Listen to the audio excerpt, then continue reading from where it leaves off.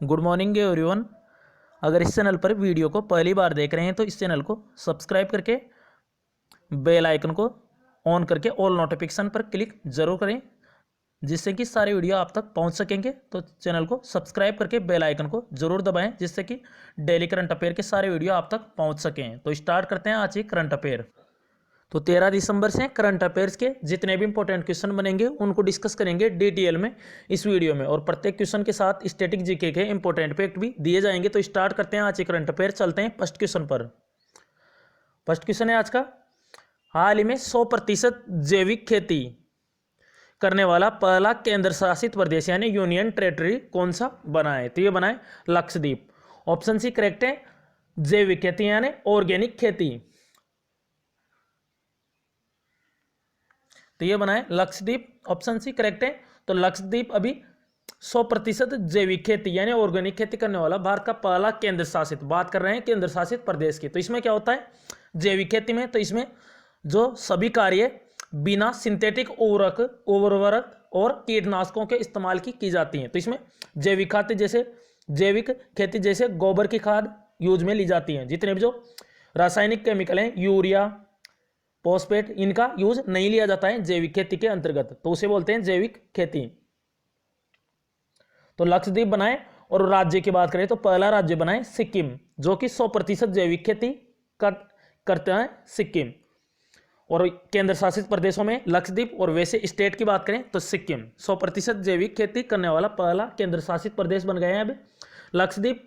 लक्षद्वीप की कैपिटल कहाँ पे? कवारती। और इसके प्रशासक यानी एडमिनिस्ट्रेटर हैं प्रफुल्ल खोड़ा पटेल। कौन है? प्रफुल्ल खोड़ा पटेल। और ये दमन दीव और नागरा और दादरा वैली दोनों के भी एडमिनिस्ट्रेटर हैं प्रफुल्ल खोड़ा पटेल। तो लक्षद्वीप ये याद रखना है, ऑप्शन सी इसका करेक्ट है।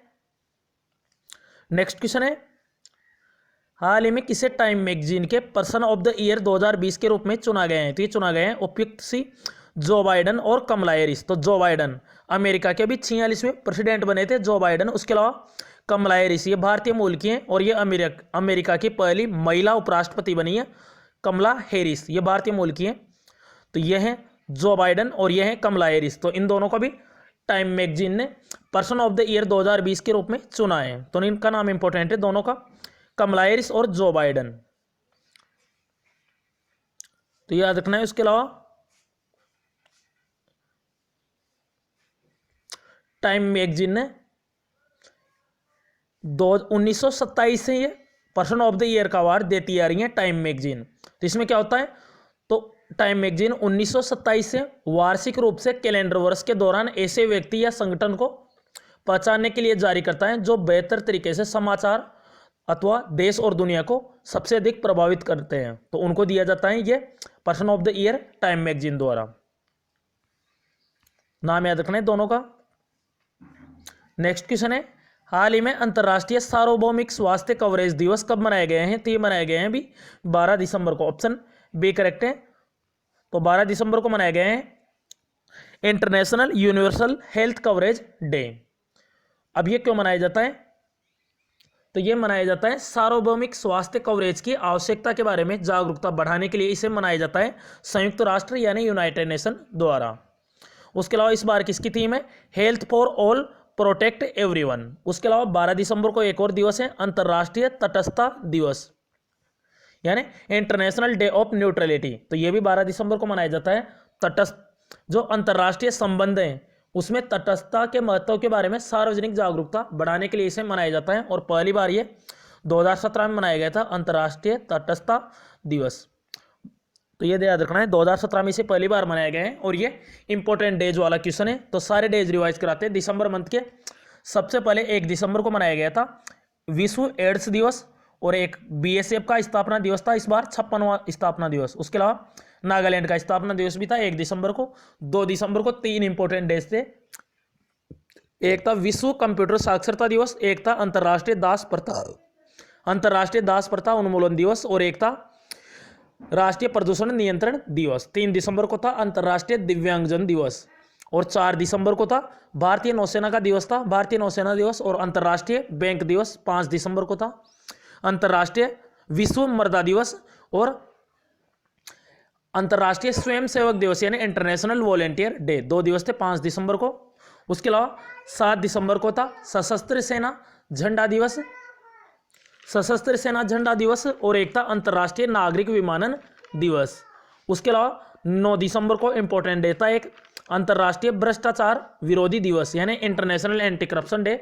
और 10 दिसंबर को वेरी वेरी इंपॉर्टेंट डे विश्व मानवाधिकार दिवस यानी वर्ल्ड ह्यूमन राइट डे। उसके अलावा 11 दिसंबर को 2 डे बताए थे, एक तो यूनिसेफ डे और एक था अंतर्राष्ट्रीय पर्वत दिवस, कल ही बताया था।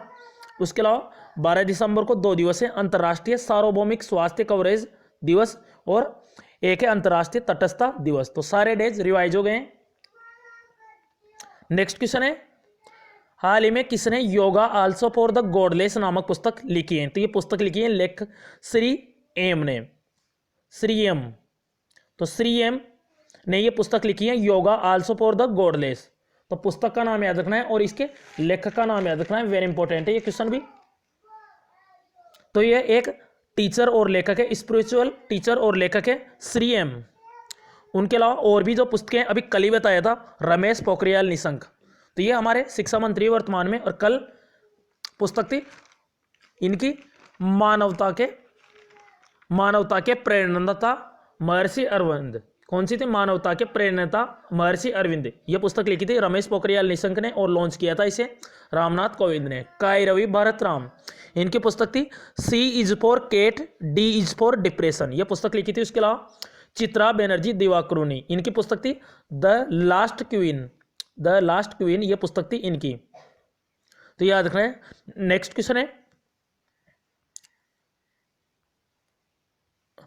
हाल ही में एडीबी यानी एशियन डेवलपमेंट बैंक, एशियाई क्षेत्रीय बैंक ने वित्त वर्ष 2020 में भारत की जीडीपी, ग्रॉस डोमेस्टिक प्रोडक्ट और हिंदी में कहें तो सकल घरेलू उत्पाद कितने प्रतिशत रहने का अनुमान लगाया है? तो ये अनुमान लगाया -8.0%।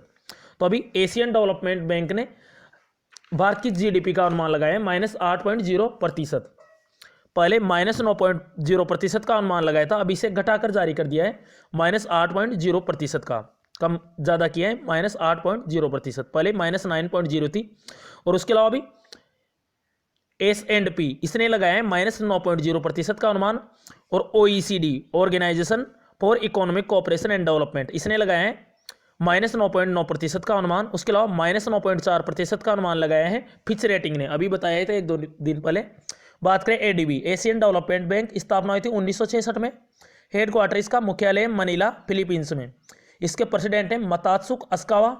उसके अलावा ये उपाध्यक्ष बने थे भी अशोक लवासा। ध्यान रखना, अशोक लवासा भारत के चुनाव आयुक्त थे पहले, इनका स्थान लिया है राजीव कुमार। तो अभी वर्तमान में सुनील अरोड़ा मुख्य चुनाव आयुक्त थे 23वें नंबर के। उसके अलावा 2 चुनाव आयुक्त थे, एक तो है सुशील चंद्र और एक है राजीव कुमार, इन्हीं का स्थान लिया है राजीव कुमार ने अशोक लवासा का। नेक्स्ट क्वेश्चन है, हाल ही में शहरी शासन सूचकांक यानी अर्बन गवर्नेंस इंडेक्स UGI 2020 में कौन सा राज्य शीर्ष पर रहा है? तो इसमें उड़ीसा टॉप पे रहा है। तो उड़ीसा इसमें टॉप पे रहा है, सेकंड पे रहा है महाराष्ट्र और थर्ड पे रहा है इसमें छत्तीसगढ़। तो अभी शहरी शासन सूचकांक UGI 2020 जारी किए गए हैं। और ये किसने किया है? तो मुंबई में एक नॉन प्रॉफिट ऑर्गेनाइजेशन है प्रज्ञा फाउंडेशन, उसने ये जारी किया है शहरी शासन सूचकांक 2020। उड़ीसा इसमें टॉप पे है, महाराष्ट्र दूसरे पे, नागालैंड तीसरे पे और सबसे लास्ट में नागालैंड। इसमें नागालैंड सबसे लास्ट में है, ये याद रखना है। अब ये उड़ीसा फर्स्ट पे रहा है। तो ये रहा मैप में उड़ीसा, कैपिटल है भुवनेश्वर। इस बार के जो पहले खेलो यूनिवर्सिटी गेम कहाँ पे हुए थे? ये भुवनेश्वर में हुए थे और उसमें पंजाब यूनिवर्सिटी टॉप पे रहा था। चीफ मिनिस्टर ने नवीन पटनायक, और नवीन पटनायक को हीरो टू एनिमल अवार्ड दिया था पेटा ने। उसके अलावा भी पेटा ने पर्सन ऑफ द ईयर चुना था अब जॉन अब्राम को, और उसके अलावा अयान बैनर्जी, इनको वॉलेंटियर ऑफ द ईयर चुना है पेटा इंडिया ने। तो तीनों नाम याद रखना है पेटा से। उसके अलावा गणेशी लाल यहाँ के गवर्नर है। उसके अलावा मोहम्मद रफीक यहाँ के चीफ जस्टिस है। उड़ीसा में कोणार्क सूर्य मंदिर और पुरी जगन्नाथपुरी मंदिर। उसके अलावा Simlipal national park, Satkosia tiger reserve, Bhitarkanika national park, तीनों कहाँ पे? उड़ीसा में। उसके अलावा चिल्का झील है उड़ीसा में। हीराकुंड बांध ये महानदी पे है और भारत का सबसे लंबा बांध है हीराकुंड बांध, और सबसे ऊंचा बांध है टिहरी डैम भागीरथी नदी पे है उत्तराखंड में। याद रखना है। उसके अलावा अभी अमृत रैंकिंग में भी टॉप पे था उड़ीसा। नेक्स्ट क्वेश्चन है, हाल ही में राष्ट्रीय दिव्यांग सशक्तिकरण केंद्र का उद्घाटन किस राज्य में किया गया है? तो ये किया गया है अभी तेलंगाना में। तो तेलंगाना में नेशनल सेंटर फॉर दिव्यांग एम्पावरमेंट, इसका उद्घाटन किया गया है। तो वर्तमान में जो गृह राज्य मंत्री किशन रेड्डी, उसने भी हैदराबाद में सीआरपीएफ यानी सेंट्रल रिजर्व प्रोटेक्शन फोर्स, इसमें यह इसका उद्घाटन किया है, राष्ट्रीय दिव्यांग सशक्तिकरण केंद्र का उद्घाटन तेलंगाना में। अब यह सीआरपीएफ ये वेरी इंपॉर्टेंट है, सीआरपीएफ ग्रुप सेंटर में इसका उद्घाटन किया है हैदराबाद में। तो सीआरपीएफ इसकी फुल फॉर्म तो यही है। स्थापना 1939 में हुई थी। हेडक्वार्टर इसका नई दिल्ली में। इसके डायरेक्टर जनरल यानी महानिदेशक है एपी माहेश्वरी। उसके अलावा भी इंस्पेक्टर जनरल यानी पुलिस महानिरीक्षक बनी थी अभी इसकी पीएस रानी पसे नई बनी थी अभी। ये नाम इंपॉर्टेंट है इससे सीआरपीएफ से। उसके अलावा बात करें तेलंगाना की, तो ये रहा मैप में तेलंगाना। कैपिटल है इसकी हैदराबाद। चीफ मिनिस्टर है के चंद्रशेखर राव। गवर्नर है तमिलसाई सौंदरराजन। उसके अलावा तेलंगाना 29वां राज्य बना था भारत का 2 जून 2014 को, अलग होकर आंध्र प्रदेश से। अभी वर्तमान में 28 ही राज्य हैं जम्मू कश्मीर और लद्दाख के केंद्र शासित प्रदेश बन जाने के बाद। मरगवानी नेशनल पार्क और केबीआर नेशनल पार्क यानी कासू ब्रह्मनंदा रेड्डी नेशनल पार्क, ये भी है तेलंगाना में।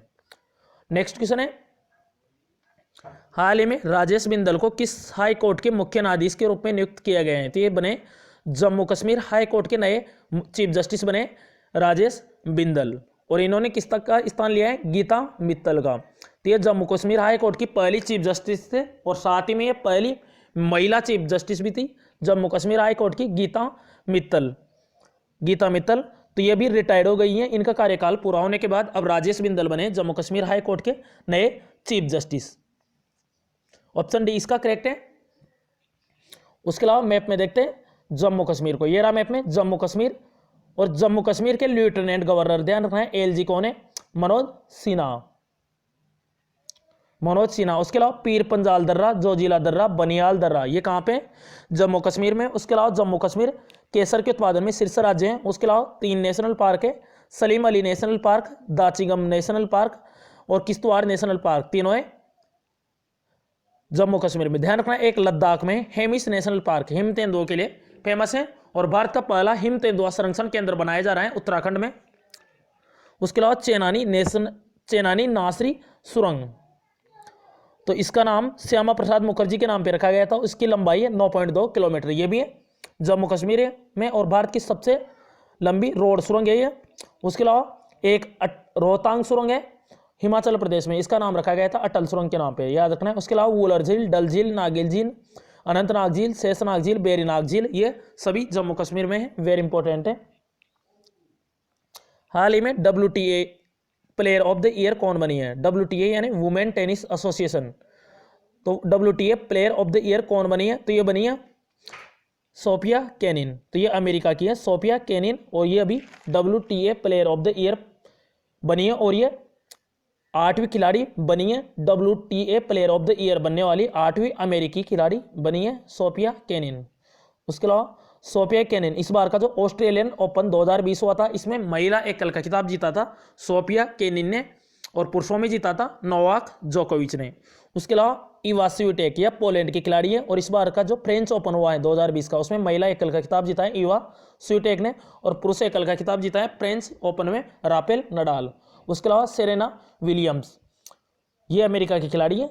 उसके अलावा नाओमी ओसाका ये जापान की प्लेयर है और इसने भी US ओपन 2020 इसका खिताब जीता है, जापान की है महिला एकल का खिताब US ओपन 2020 में। उसके अलावा पुरुष एकल का खिताब जीता है ऑस्ट्रिया के प्लेयर है डोमिनिक थियम। उसके अलावा विल्मंडन ओपन इस बार नहीं हुआ है तो ये रद्द हो गए हैं। तो टेनिस के 4 ग्रैंड स्लैम खिताब होते हैं, इस बार विल्मंडन ये रद्द हो गए हैं और ये सबसे पुराना ग्रैंड स्लैम खिताब है विल्मंडन ओपन, ये याद रखना है। नेक्स्ट क्वेश्चन है, हाल ही में किस देश के पूर्व फुटबॉलर पाओली रोसी का निधन हुआ है? तो ये कौन थी, किस देश के फुटबॉलर हैं? इटली के पूर्व फुटबॉलर हैं पाओली रोसी, यही है पाओली रोसी और इनका नाम इंपॉर्टेंट है। इन्होंने जो 1982 में जो वर्ल्ड कप हुआ था, फीफा वर्ल्ड कप हुआ था, उसमें 6 गोल किए थे, कुल 6 गोल किए थे इसने। और उसके अलावा एक वर्ष में विश्व cup, golden boot, golden ball और बेलोन DOR जीतने वाले इतिहास के एकमात्र पुरुष खिलाड़ी हैं। इनका नाम याद रखना है 1938 के बाद 1982 में वर्ल्ड कप जीता था इटली, याद रखना है। तो इटली के प्लेयर हैं पाओली रोसी।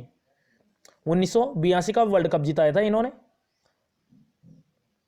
ये रहा मैप में इटली। कैपिटल है इसकी रोम, और रोम में FAO यानी फूड एंड एग्रीकल्चर ऑर्गेनाइजेशन, इसका मुख्यालय है इटली के रोम में। उसके अलावा करेंसी है यूरो, और प्राइम मिनिस्टर यहाँ के जोसेपे कोंटे इटली के। अब आज का लास्ट वीडियो के क्वेश्चन है, हाल ही में विश्व मानवाधिकार दिवस कब मनाए गए हैं? तो ये मनाए गए हैं 10 दिसंबर को। ऑप्शन ए करेक्ट है इसका। अब आज का क्वेश्चन है, हाल ही में 2020 का युवा गणितज्ञ रामानुजन पुरस्कार यानी रामानुजन पुरस्कार फॉर यंग मैथमेटिशियन किसने जीता है? तो इसका करेक्ट आंसर कमेंट बॉक्स में जरूर बताएं। अगर आपने लास्ट वीडियो देखा होगा तो इसका आंसर आपको पता होगा, और अभी तक वीडियो को लाइक एंड शेयर नहीं किया है तो लाइक शेयर जरूर करें, और चैनल को सब्सक्राइब करें, और बेल आइकन को जरूर प्रेस करें, जिससे कि सारे वीडियो आप तक पहुंच सकें। तो thanks for watching this video, this channel always with you.